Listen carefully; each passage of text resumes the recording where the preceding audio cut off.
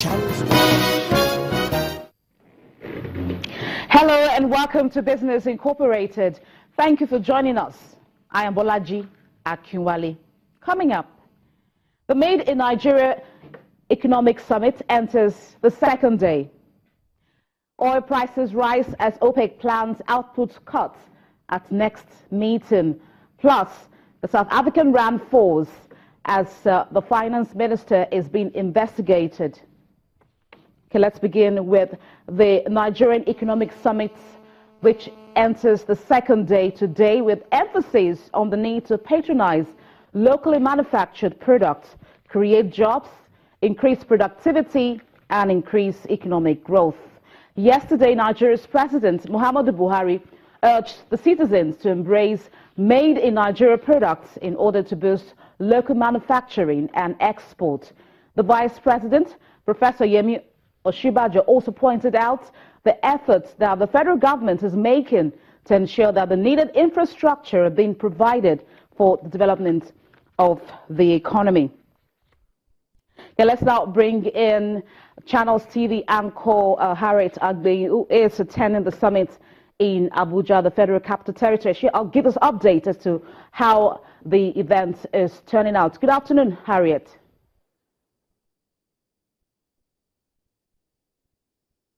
Hello, Bolaji. Good afternoon. Thank you so much for joining us. Could you bring us up to speed as to what issues were raised today at the meeting? Well, Bolaji, today is day 2 of the Nigeria Economic Summit. And, of course, one of the very strongest issues that has been raised, one of the most critical issues, is national job creation agenda. Now, at the fourth plenary that was held today, roundtable with the Vice President on job creation and employment, it talked about what the issues are. Why is it that we can't create jobs? We can't create jobs because most times, in fact, all the time, import what's needed in the country. And so, if you can't create what you need, definitely you export your jobs. So they came up with a policy, they came up with what should be looked at this time, the action plan that needs to be focused on by the government as well as the private sector, because we also had Aliko Dangote on the panel as the president of Dangote Group. We also had the CEO of General Electric talking about what needs to be done at this time to improve skills and, of course, generate jobs. So there's a number of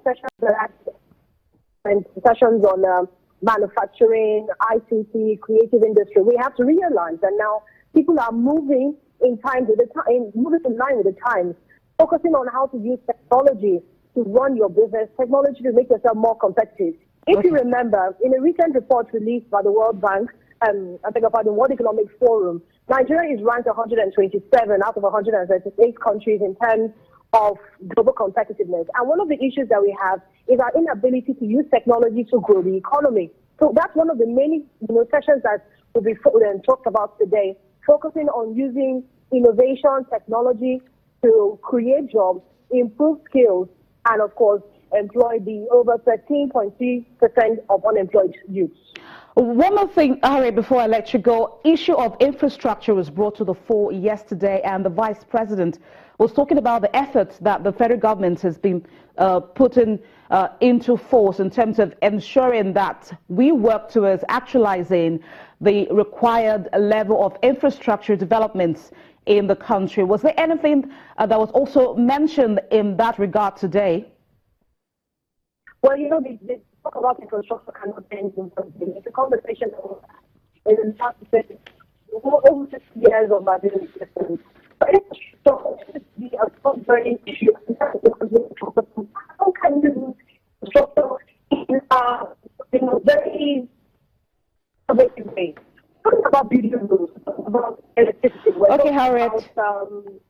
All right. The audio seems to be some kind of problem with audio there. Thank you so much, Harriet Agbeyi, Channels television anchor there, talking to us about the development at the ongoing Nigeria Economic Summit held in Abuja. Okay, let's move on now, taking you to the markets, this time in Asia, where the numbers were mixed on Thursday, with Samsung Electronics extending losses in reaction to what appeared to be a botched recall of its Galaxy Note 7 smartphone. The South Korea's Kospi finished down 1.21% at over 2,000 points. In Japan, the Nikkei ended up 0.98% at 17,024, likely owing to the overnight surge in oil prices and a weaker yen. Mainland Chinese markets were positive. The Shanghai Composite was up 0.59% at 3,066 points. In Hong Kong, the Hang Seng fell 1.47% during Asian afternoon trade. Australia's ASX 200 closed up 0.08%, supported by a 2.3% rise in the energy sub-index. And in Europe, it was a choppy session as most stocks opened on a downside. Let's bring in Conrad Busen, OSD WTV financial correspondent. It joins me from the Frankfurt Stock Exchange. Conrad, good afternoon and welcome to the program. Now, European markets, as I mentioned earlier on, were choppy on Tuesday despite a rise in prices, in oil prices now. Also, Russia's indicated plans to join OPEC and, of course, try to comply with the output cuts that has been proposed by the oil cartel. Why did the markets go the other way? For two reasons, really, Bolaji. One is quite simple. The oil price already had increased quite significantly. Both Brent crude oil from the North Sea and the American brand WTI, the barrel is currently trading significantly above $50. So there already had been some impact of those statements coming out of Russia. And the other reason is, well, for the moment, those statements from Russia that maybe a production cut was possible, also the statements from Saudi Arabia where the oil minister had said that an oil price of $60 a barrel was not unthinkable by the end of this year.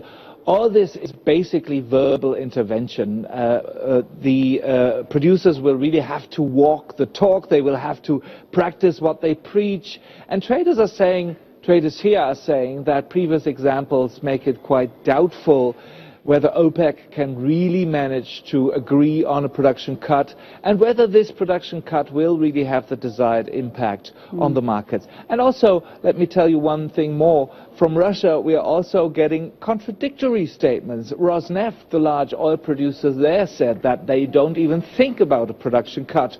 So we really have to wait and see. Okay.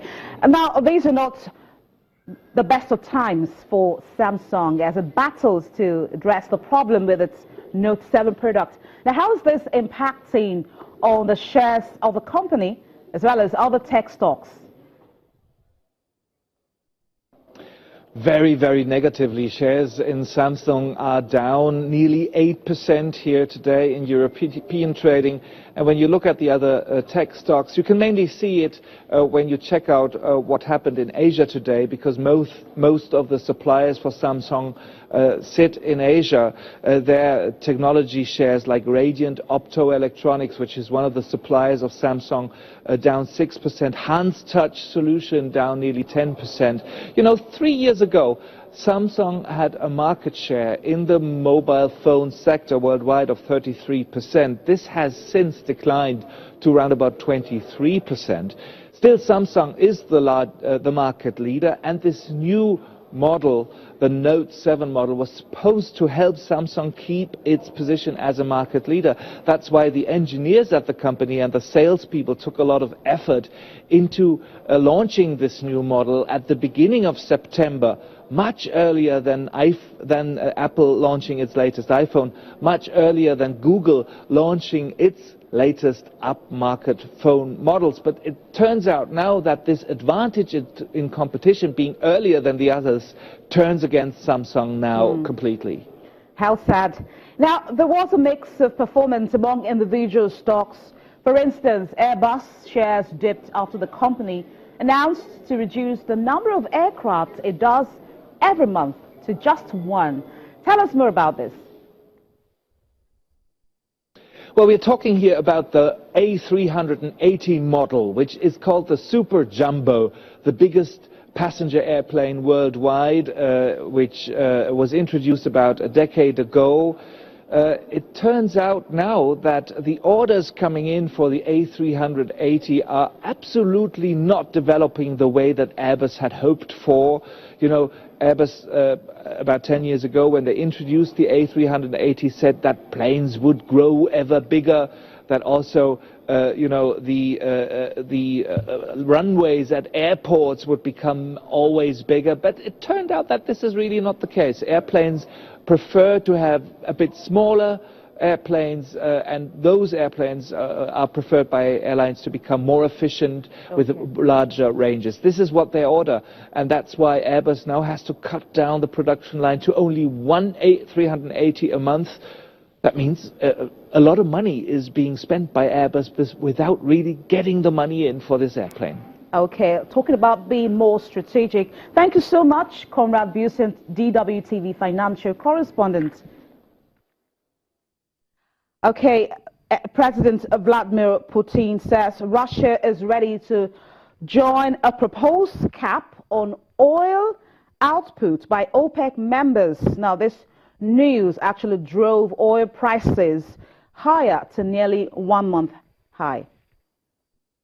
President Vladimir Putin told an energy congress on Monday in Istanbul, Turkey, that Russia is ready to join a proposed cap on oil output by OPEC members. Global overproduction of energy resources will inevitably lead to their shortage and new unpredictable jumps in prices. And eventually, that will strongly hurt both producers and consumers.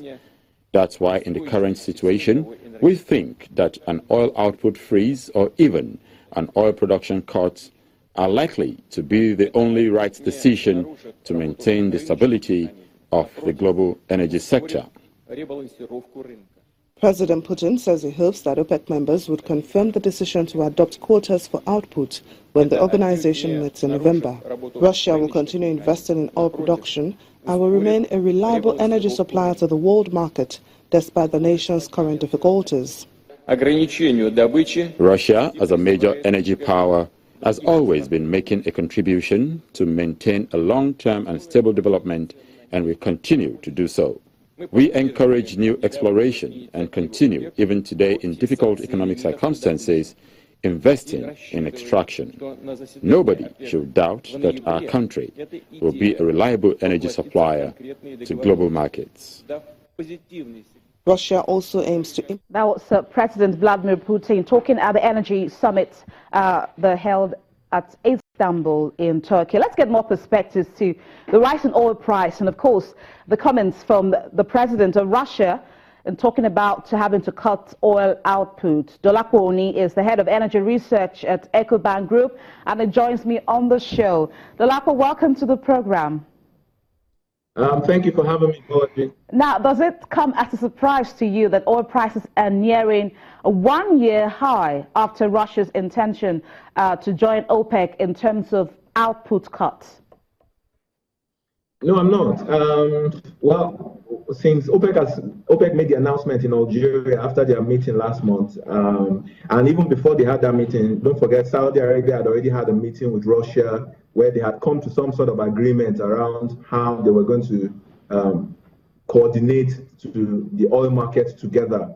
So I think that has sort of helped because, to prepare us for this announcement by Putin that they were going to join the OPEC output cuts. I think him coming out openly to say it in Istanbul added more credibility to the courts.